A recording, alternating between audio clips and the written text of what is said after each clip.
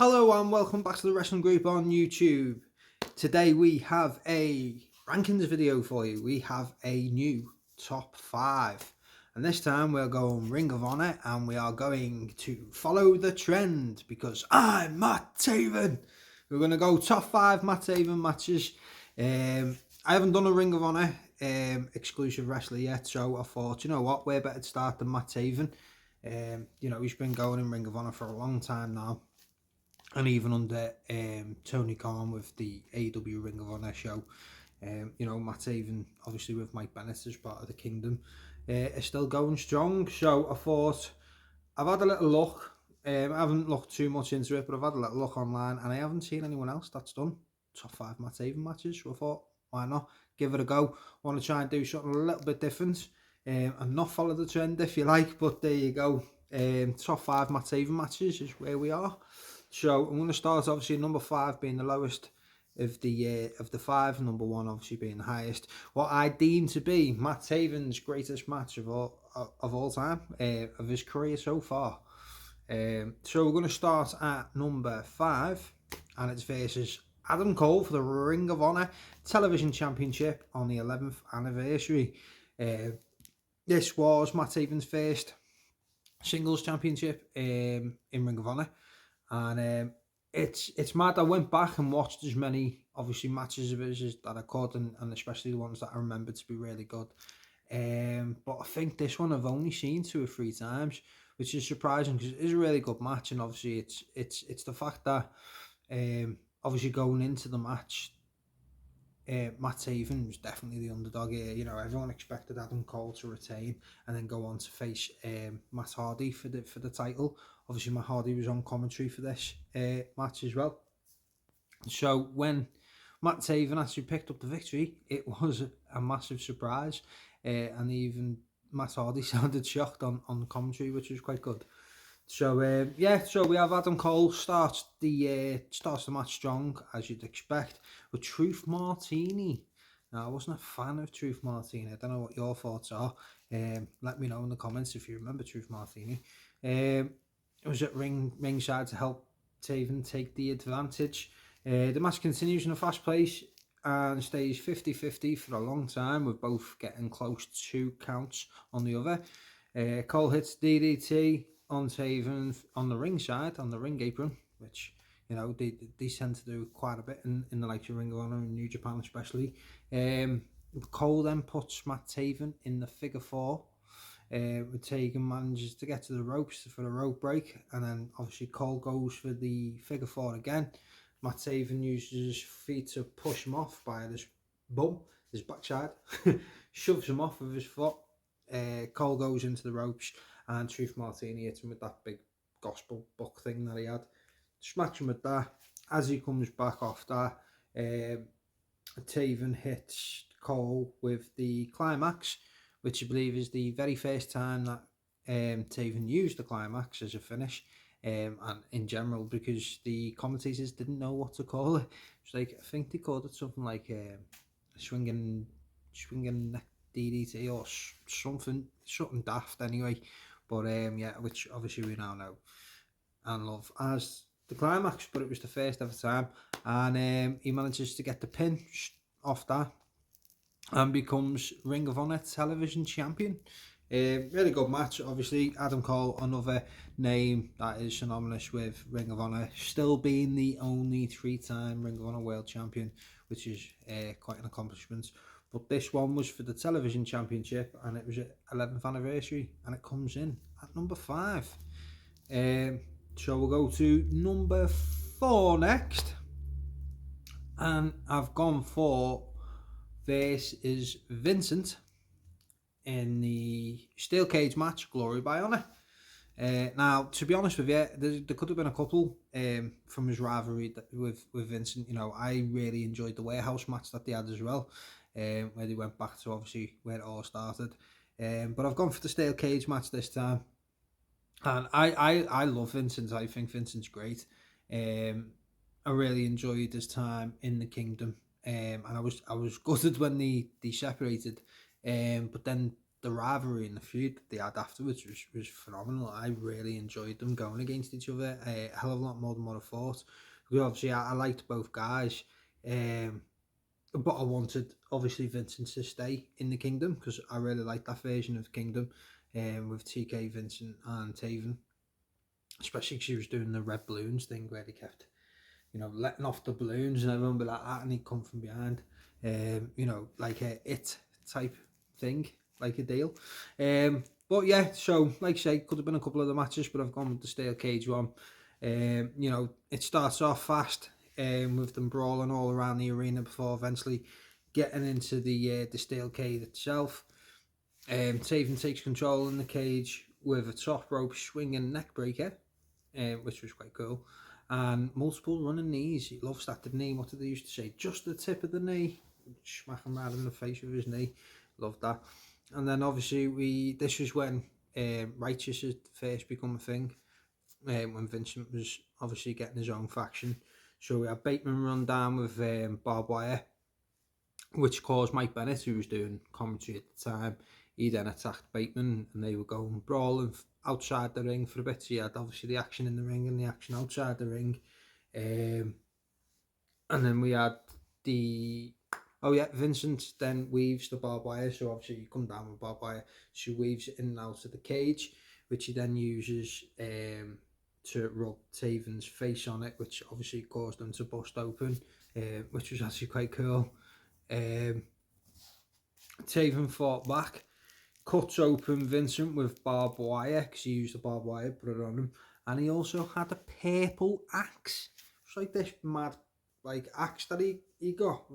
It was purple obviously because it's Taven, everything's purple. But he had this axe and then he uses the blade on the axe and rubs it across his head.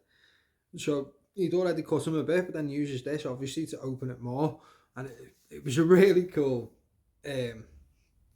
Really cool moments. Sorry, I've got a bit of heartburn. Really cool moments when he was using the axe to he was swinging it as well. It was a bit psycho. Vita Von Star comes out with a bag of thumbtacks, climbs up the cage and hits crossbody on Vincent because Taven moved out the way. It is mad, like as much as obviously it's a really good match and it's really enjoyable, and obviously the idea of the steel cage was so that it'd just be them two, and yet half of the locker room ends up coming down and getting involved, which is mad because then it sort of defeats the object of having a steel cage. But no, it was still a really cool match. So she come down with the thumbtacks, climbed up, done a crossbody, but Taven moves out the way and she catches Vincent. Then Taven drops Von Star onto the thumbtacks, so she takes a thumbtacks hit before hitting the climax on Vincent, who manages to kick out, which is then obviously it's pushing Vincent further. It's trying to propel him up. The fact he's kicking out of Taven's finisher. Then Dutch runs down, climbs the cage. Taven manages to knock him down. There was two tables that were set up outside of the ring.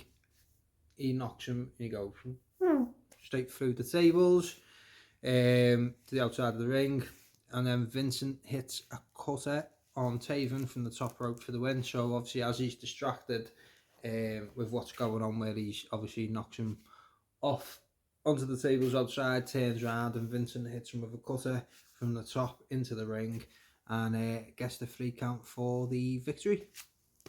So that was basically Vincent's steel cage match, Glory by Honor, and that was number 4. Like I say, I really enjoyed the rivalry between them two. Quite a lot of it was through the pandemic, to be fair. I can't actually remember if this match was. Like I say, I've watched that many Matt Taven matches, which it helps that just before they had the Hardy Boys versus the Young Bucks on Dynamite a couple of weeks ago. I was telling my wife about Ladder Wars, and he said, "Have you ever watched their ladder match and Ring of Honor?" And she said, "No." I said, "It's the one before, obviously, the return at WrestleMania." And she said, "No, I haven't seen it." So I was looking everywhere for it. I thought it had been on YouTube and that, because a lot of Ring of Honor stuff is on YouTube. Couldn't get it off. Couldn't even get it off on Daily Motion or anything. That was doing me head in. I was like, so anyway, I had a look at the pay-per-view on Fight, and it's still like 30 quid, which is ridiculous. So anyway, I thought, I wonder if it's on the Ring of Honor app. So downloaded the app, went through, found it. So obviously to be able to watch it, you got to sign up for the month, which is like £10.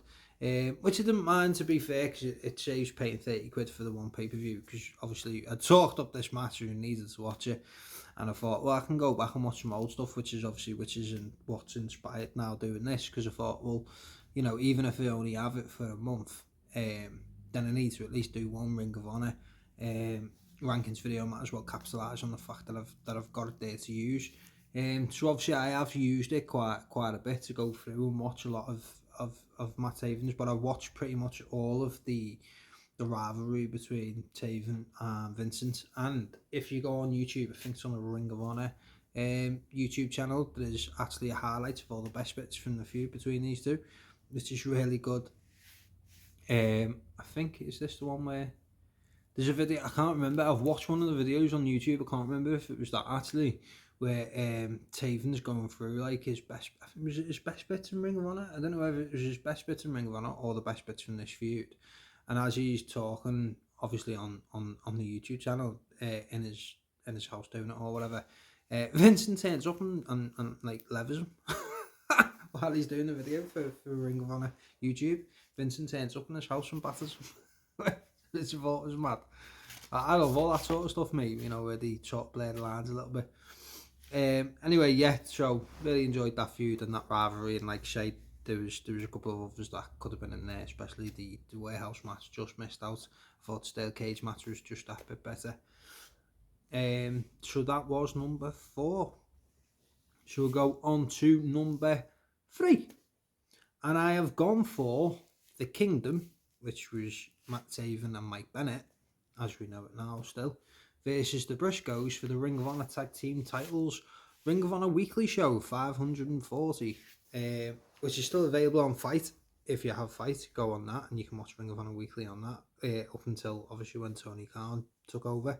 But this was just as they were going on the hiatus, where no one knew exactly what was going to happen with Ring of Honor, whether they were actually going to come back. We just knew at this point that this was literally going to be it. And so we didn't know whether, you know, Ring of Honor was going to come back, whether someone was going to try and take over it, or what. We literally just knew it as of now, this is going to be it. So obviously the Kingdom were the tag team champions at the time, and they faced the Briscoes for the tag team titles, because obviously, you know, the Briscoes are the biggest tag team in the history of Ring of Honor. Going into this, they're 11-time tag team champions, which is nuts. Like that's like a record in itself. You know, been there from day one. You know, fantastic team. Really enjoy the Briscoes, and well, I enjoyed the Kingdom too, and there's different versions of the Kingdom throughout the years, and I'm glad that they've managed to keep it going. You know, I'm hoping that they do something with this Roderick Strong thing, where they keep turning up.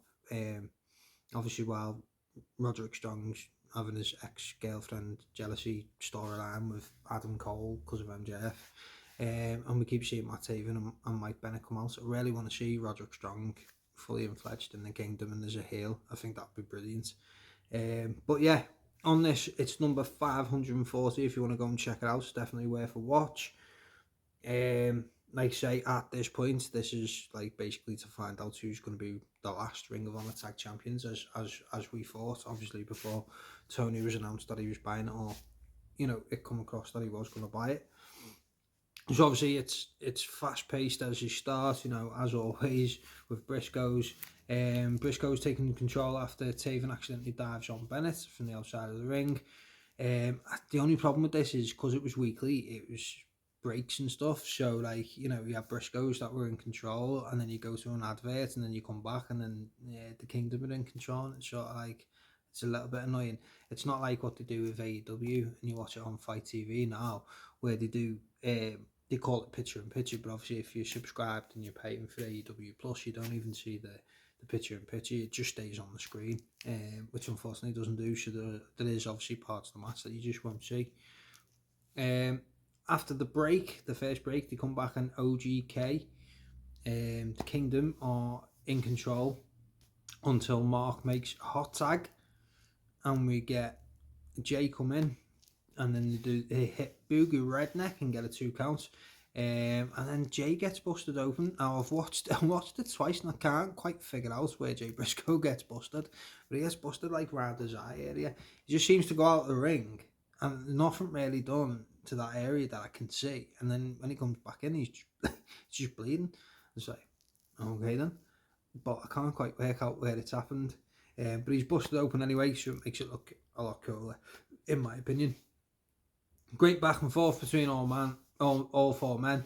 Taven hits the climax on Jay, and then all 4 are down in the ring, so they're all brawling, they're all hitting each other with different moves and that, and then obviously Taven hits the climax and can't quite get over to make the cover because all 4 men are exhausted because it's just been fast paced since the get-go, which I like. That gives you a bit of time for the crowd then to get riled up and stuff. Mark Briscoe hits the froggy bow on Taven, and oh yeah, Maria pulls the ref out. Remember Maria Kanellis, the first lady of wrestling, did they call her? So obviously, as Mark Briscoe is going to get the win, Maria pulls. Is it Scott Sinclair? I think was refereeing this match. I remember. I can't remember now. We did do quite a lot of matches. Anyway, she pulls the referee, which obviously stops the 3 count. But then we see Bennett then goes to spear Briscoe on the side and accidentally takes Maria out instead, which we've seen a million times before. He manages to hit Jay with a pile driver outside the ring. OGK hits the Doomsday device on Mark. Oh, this was cool. So Mike Bennett picks up Mark Briscoe on the shoulders outside of the ring. Matt Taven then is inside the ring. He runs against the ropes, comes back, flies over and hits him with the Doomsday device. It was really, really good. Really well done. One of the highlights, if not the highlight of the match, that was brilliant. OGK hit the spike power driver on Mark, but Jay makes the save. Jay then hits the Jay Driller on Mike Bennett. And then he hits the Jay Driller on Taven, who kicks out on 2. He then gets hit with a Doomsday device, and Taven kicks out again. Taven kicks out of a second Jay Driller, and a froggy bow with the Briscoes then taking the win and the 12th Ring of Honor Tag Team Championships. So a lot of high action, a lot of fast pace, a lot of brutality, but you can tell a hell of a lot of respect between all 4 men. And obviously they done Taven really well by having him kick out of the Jay Driller, and then before taking a Jay Driller and a froggy bow for the loss. So we done well keeping Taven strong, which I always respect. I mean, I respect both ways. I get it when you get such a finisher that you want to protect it, where you can have literally one and done, but I also get the other side if you want to keep someone strong, taking your finisher 2-3 times to get the victory is also fine. So, but a really good match. Like I say, always love the Briscoes, and I'll definitely be doing a top 5 Briscoes match at some point. I just wanted to start with Taven. So, Kingdom versus Briscoes, Ring of Honor, weekly television for the Ring of Honor Tag Team Championships. Briscoes go over and become the only 12-time Ring of Honor Tag Team Champions. And that is number 540. Like I say, you can go on to the Fight app and watch that at any point if you want to. So that takes us already to number 2. Now, 1 and 2 I found quite hard to pick between. Both really good matches, and I was like that at one point, had them either way, but I've gone with this and I'm quite happy with the way I've gone with it. So I'm going to say it's number 2 is versus Jay Lethal for the Ring of Honor World Championship at the 17th anniversary, and this was the 60-minute time limit draw. So now when it comes to obviously Jay Lethal, he probably is the greatest Ring of Honor World Champion of all time, and one of my favourite runs of his was when he was Ring of Honor and Television Champion. At the same time, he held both belts, and he held them for a long time, and he performed quite often, twice in one night, defending the belts. and he's a phenomenal talent. He's fantastic. Don't enjoy what he's doing in AEW at the moment because you think he could be doing so much more, and could be doing so much better than being in a team with Jeff Jarrett, Sagnan Singh, and Sanjay Dutt for some reason. Still don't understand how that became a thing, but there you go. I just think he could be doing so much more. But if he's enjoying it, fair play. And he's still getting on TV, which is always good. But yeah, like Jay Lethal, we expect to be able to do 90-minute matches. 60-minute matches. Matt Taven, not seen him doing before. I think this might have been his first one. I'm not 100% sure, so don't quote me on that. But it's the first one I remember him doing anyway. And you know what? I really enjoyed it. It's one of them, isn't it? It can go two ways if it's going to be an hour-long match. It can either be, an hour long and you're like, oh my God, is this match ever going to end? Or it can go an hour long where you're like, oh my God, this match is never going to end and it's amazing. Where they do the whole fight forever sometimes. It makes you feel like, yeah, I don't want either one of these to win. I just want it to go on and on. Especially if you get false finishes, but they're done right, then it's, it's brilliant. Like, I know a lot of people don't enjoy false finishes, but as long as they're done right, I really enjoy them. I like the fact I'm like 1-2 and then they kick on, they're like, oh my God, I thought he had it then. I like that. I think that's really good. I want to see it just where it's like, one move and then it's like 1, 2, 3. Oh yeah, that's it. I do like a false finish. Obviously not all the time, but at the right times, and I think this match was definitely the right time, and it made them look really equal in the match. Plus, it started where most people were for Jay, and then by the end of the match, it was more 50-50 with Taven and Jay. So, a really good match, and it did the job to get Taven ready for the main event. No code of honor at the beginning, they just get straight into it, trading blows. Actually, I forgot to write this down, but I remember when I watched it. So this was obviously the main event, it was to go on last on the card. But Matt Taven comes out and says he's fed up of waiting. He doesn't want to wait any longer and he wants the match to go now. Trying to get Jay out of his comfort zone. He's planning on going on later. Calls him out. He's like, come on, let's do this now. Bring the world title and we'll fight. So they end up doing it about midway through the card, which is mad at first because on the Ring of Honor app that I was watching it on, you can't skip by match. So you just got to fast forward. You literally got to... I pressed it a couple of times and it went to like time 64, but it still takes forever to get through. So obviously I was fast forwarding through. From what I remember, it was the main event. Obviously it's the world title. You expect it to be on last. And I think I just pressed play at like, I don't even remember what it was, like an hour 15 or something, and the match was already on, and I was like, hang on a minute, it's like a 3-hour long pay-per-view. How was that work out? But I think they did it as well, mainly because with it being an hour long match and that, if anything else went over and they didn't have the time to do the time limit draw, then they're knackered, you know what I mean? So putting on early gives you that time to make sure that obviously, if anything else goes over, it doesn't affect this match, which is a really good way to do it. So, like I say, no code of honor, they just get straight into it, trading blows. Taven starts working on Jay Lethal's shoulder, which causes him some troubles. Obviously, in the match, he can't, when he tries to do a cutter, he can't get it fully. When he goes for lethal injection and stuff, we see signs of an injury, and he sells it really well. Match stays 50-50 pretty much throughout the hour, which is really good. We're both obviously getting near falls throughout the match. We have the balloons I was telling you about before with Vincent. So the balloons come up, so the referee stood there. Now I'm sure this one was definitely Todd Sinclair. I miss him. I think he should come back to wrestling. I really like Todd Sinclair, mate. And he's like that, and as he's watching, obviously the balloons go up in the sky, because obviously when balloons go up in the sky, why would you not? You know what I mean? Vincent gets in, attacks Lethal with a baseball bat, and obviously TK comes and distracts the ref some more to make sure he definitely doesn't see the baseball bat to the headshot. But then Gresham comes down.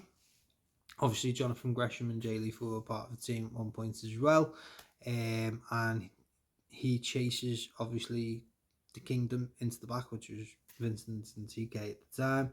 He chases them off, and Taven hits a low blow and a climax on Jay Lethal, where obviously everyone's then thinking he's going to hit the win. He's been hit with a bat, he's been hit with a low blow, and then he's been hit with Taven's finisher, but he only gets a 2 count. Lethal locks in the figure 4. Looks like Matt Taven might tap. Taven manages to turn over. This is a really good part as well. I enjoyed he manages to turn him over, and obviously put the pressure back onto Jay Lethal. Oh, and the commentators at this point as well, I think, was Riccaboni and Caprice. Really selling obviously the fact that Taven's had previous surgery on his knee, which I thought was a nice little added thing into it, where they were saying, you know, don't forget he's had surgery on his knee before, so like a figure four and something like that being on for a long period of time is obviously going to cause a lot of discomfort. But he manages to reverse it over, and then Jay Lethal manages to reverse it back, which I thought was good because you don't tend to see it that like that, which I did really enjoy that. And then obviously Taven makes the ropes to break it out. Taven manages to suplex Lethal out of the ring and through a table. There's a table set up on the outside, and he lifts him out of the ring and through it, which was quite a devastating suplex, to be fair. It wasn't just a normal standard one. He put a bit of turn onto it as well when he got it, which was really good. Lethal then hits Matt Taven with the climax. Lethal uses Taven's finisher, only gets a 2 count as well. We got a Lethal injection for another 2 counts, and Lethal hits a cutter on Taven on the ring apron, like I said before. It's quite one that they use quite a bit in Ring of Honor, but it always looks sick and devastating. Plus when he did it, Taven then hits a DDT afterwards on Lethal on the ring apron, and the way he does it, he positions himself so as he comes down and he goes off, and obviously Lethal hits the ring apron, his shoulder's exposed, so he still works the shoulder even though it's a DDT, so he hits his head and his shoulder comes off quite bad as well, which is good because he carry on working on that. Lethal goes off the ropes through a ladder as Taven moves out the way, so there's a ladder set up. Obviously Matt Taven's on that. Jay Lethal dives an elbow drop onto Taven, but Taven moves away last second, so Lethal just literally goes elbow first through the ladder. So obviously referee's giving a lot of leeway here. You know, there's a part in the match as well where Taven could have won by count out, but obviously he doesn't want to win by count out because he won't be able to win the championship. So obviously, like I say, there is some leeway that is given sometimes in matches, especially in companies like Ring of Honor and New Japan, whereas in WWE it'd be pretty much a DQ straight away. So yeah.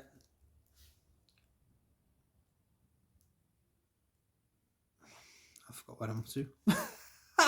I just got too excited. I'm like, oh yeah, this is amazing.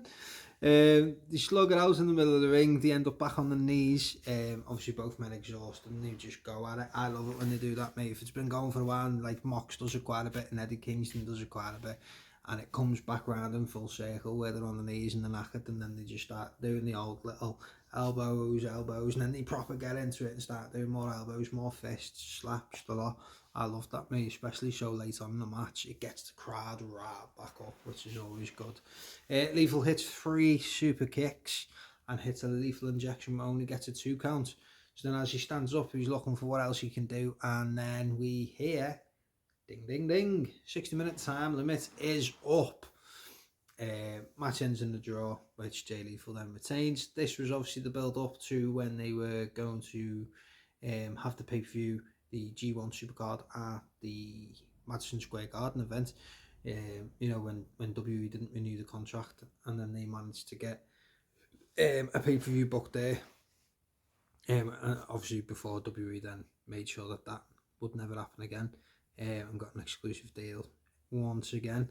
But yeah, so fans weren't happy with it. They were going bullshit on that at first. Obviously they were asking for 5 more minutes and they were asking for the match to go on and that. But again, pretty sure it was Riccaboni and Caprice were selling on the fact of, you know, these dudes have been going at it for an hour, and it's not just been like slow pace, it's been fast paced for an hour. They've all been hit with the biggest moves, like Taven's knees blown, like Lethal's shoulders blown. You know, fans have got to respect the fact that, you know, these dudes can't go for another 5 minutes. They've left everything in the ring and it just didn't end up with a victor. Obviously Marty Scurll had won a match early in the night to put him in the main event at Madison Square Garden for the Ring of Honor World Championship, so he comes down, which is good because it takes some heat off the fact that we didn't get an actual winner, and he comes down to set up and set up a future match at the pay-per-view against the Ring of Honor champion. So that is number 2. So I'm going to quickly go through 5 down to 2 before I reveal my numero uno, my number 1. And if you're a fan of Matt Taven, if you've been following his career, 2019 for me was Matt Taven's best year in wrestling. Hopefully he can get back to them high standards again. If Tony can start utilising Ring of Honor to its full potential, because there's so much talent there and so much potential. The pay-per-view is brilliant. The weekly show is not the best right now. So number 5, we have versus Adam Cole for the Ring of Honor Television Championship 11th anniversary. Number 4 is versus Vincent in the steel cage match at Glory by Honor. Number 3 is versus Kingdom versus the Briscoes on Ring of Honor Weekly Television 5:40. And number 2 is versus Jay Lethal for the Ring of Honor World Championship at the 17th anniversary, which ended in a 60-minute time limit draw.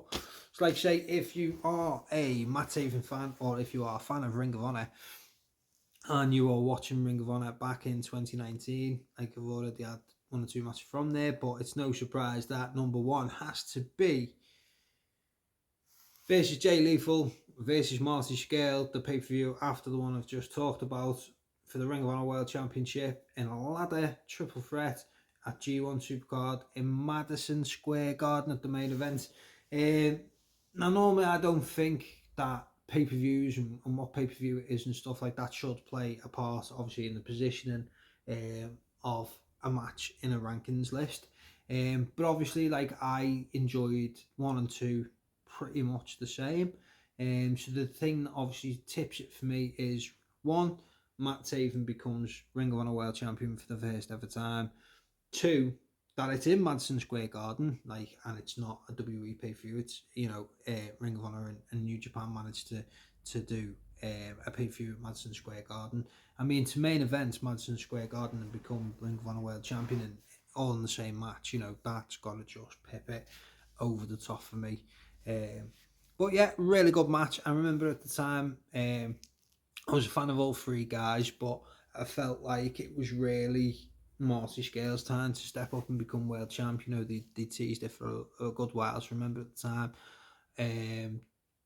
that I was sort of rooting more probably for Marty Scurll. And then obviously Matt Taven ended up winning the match. Really good match, and then I thought, oh, they can run away with this now. You know, Matt Taven is the perfect heel for a face, Marty Scurll. But it didn't quite pan out that way. But nevertheless, it was a brilliant match. And like I say, I'm more than happy with the result now. A lot more than what I was probably at the time. But like I say, Jay Lethal, massive respect, probably the greatest Ring of Honor World Champion. Marty Scurll, obviously, up until a certain point, really enjoyed him and his work and thought he was going to, you know, push for the stars. And Matt Taven, he's been a constant, I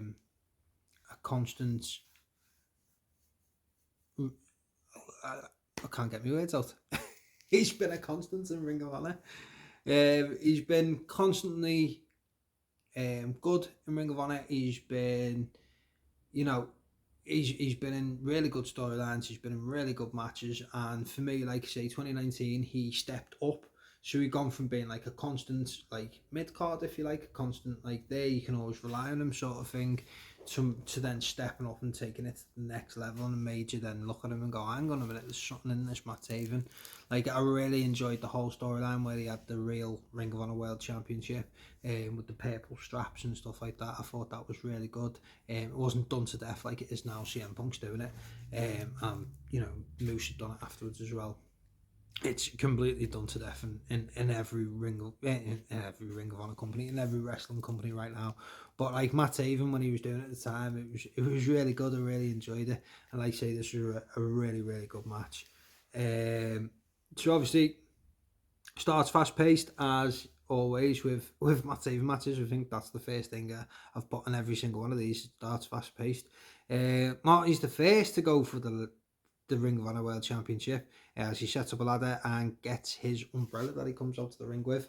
and he goes up there and he's trying to unhook it with his umbrella, so he only has to go up so many steps, which I thought was quite cool. Taven stops him with a super kick. Lethal ties Scale up in the ladder with a figure four. Oh, that was good, yeah. So obviously Scale's trying to go up, and Jay Lethal wraps his legs around his leg, gets him in a figure four with Marty's leg through the ladder at the time. So then Taven uses that as a chance for him to then try and get up the ladder, which obviously then forces Lethal. Is like, are you gonna keep the figure four on, or are you gonna actually, stop Taven winning the match? Taven power bombs Lethal onto a ladder. There's a good use of ladders in this match, used as weapons, which I always enjoy about ladder matches. I don't like it when you have a ladder match and basically the only time you see the ladder is like at the end when they set it up, climb up and win it. Like, no, it's a ladder match. You use the ladder to your full advantage. Take each other out. I love when, like, you had Tommy Dreamer and that used to put on the head and spin around and take out as many people. That sort of stuff. That's what I enjoy. So obviously, like I say, it was good use of the ladders in this match, which is always enjoyable. Marty hits a 619 on Taven, which is good. Marty puts Lethal in the chicken wing on top of the ladder. So as he gets him up the ladder, he manages to get him in a chicken wing on top of the ladder. And then he gets him in the chicken wing, and then obviously Lethal drops down. Taven then comes up. So then he does the thing, where he used to snap things like what Pete Dunne does, Butch, where he snaps the fingers like that. Taven knocks Scale down, and then Taven's like this, and he can't reach for the belt because his fingers are killing him, so he just rolls off the ladder. A good little comedic part, but also sold obviously the pain that he was in from his fingers being snapped. Ladders get set up like an X, so like two ladders, one in another like that, and it's set up like an X, which Marty front suplexes Taven onto them, so he takes the full brunt of both, so it's like that, and he gets dropped in the middle, which was kind of cool. Lethal hits Lethal injection on Scale. Taven spears Scale through the ropes onto a table outside the ring, sort of similar to what Edge did to McFoley at WrestleMania. He spears him, and they both end up going through the table outside the ring. Lethal puts Taven on the table, climbs up a ladder, a taller ladder. This was outside the ring, so he puts him on the table, climbs up this like big massive ladder that they had underneath the ring, jumps off, elbow drop on Taven through the table. Lethal and Marty get up then on top of a ladder, while Taven obviously was outside the ring. They get off and they start fighting on top of the ladder, both trying to get the title. And then Taven comes in with an even bigger ladder. Literally, when he sets this ladder up, it's literally about that much away from the top of the ladder and the belt. And it's purple. Of course it is, because it's Matt Taven. Why would it not be purple? He just happens to have this big massive purple ladder that he then stands up and goes to run up the side to get the title while they're fighting, which was cool. And we have Lethal and Taven on top of the ladder fighting for the title, both going for it, and they're both trying to get hold of the belt. Taven manages to get the belt, swings it into Lethal, cracks him in the face, he drops down. There's ladders set up either side like that as well, so the ladders in the middle, and then they're set up either side through the ropes and through the ladder.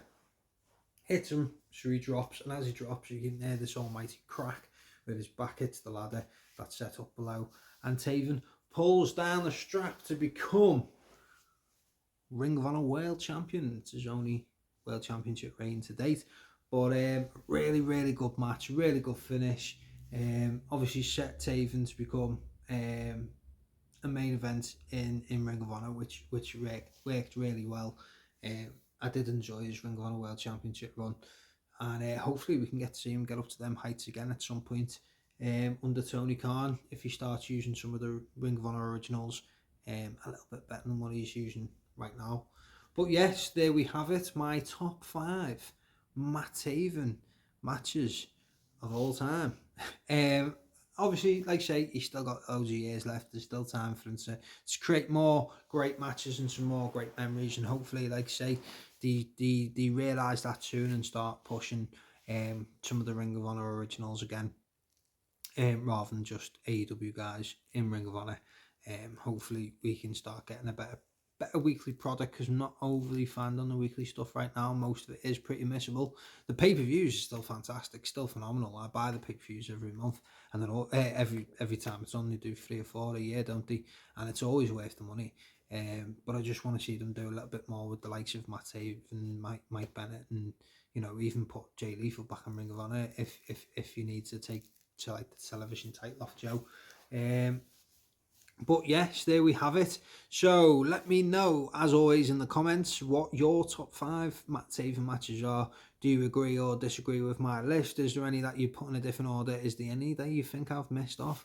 Let me know in the comments section down below. And as always, thank you for watching, and keep an eye out soon for more wrestling related content, more rankings videos, more top 5 videos, more wrestling figure unboxing videos, more 2K23 videos, all coming soon. So as always, thank you for watching. Give us a like, comment, subscribe to my YouTube channel, and I'll be seeing you soon. Follow the trend.